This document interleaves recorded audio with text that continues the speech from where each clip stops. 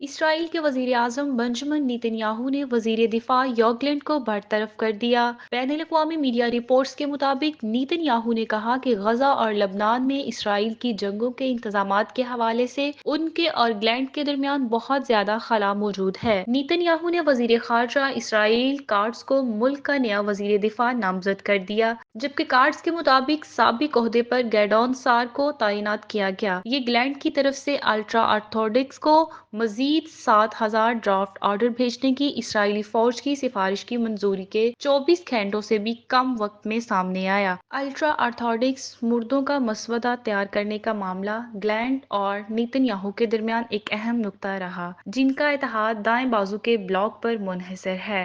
X پر ایک post میں برطرفی کی خبریں آنے کے فوراً بعد گلینڈ نے لکھا، ریاست اسرائیل کی سلامتی میری زندگی کا مشن تھا اور رہے گا۔ نیتن نے گلینڈ کی برطرفی کا اعلان کرتے ہوئے کہا کہ وزیر اعظم اور وزیر دفاع کے درمیان مکمل اعتماد کی ضرورت ہے۔ میں نے وزیر دفاع گلینڈ کی سروس ختم کرنے اور ان کی جگہ کارٹز کو مقرر کرنے کا فیصلہ کیا ہے۔ ان کا کہنا تھا کہ میرے اور وزیر دفاع کے درمیان اعتماد کا جو بحران پیدا ہوا، اس سے جنگ کو اس انداز میں چلانا ممکن نہیں ہوا۔ میں نے گیڈون سار کو وزارت خارجہ کا قلمدان سونپا۔ مجھے یقین ہے کہ یہ قدم کابینہ کو مزید ہم آہنگ بنائے گا۔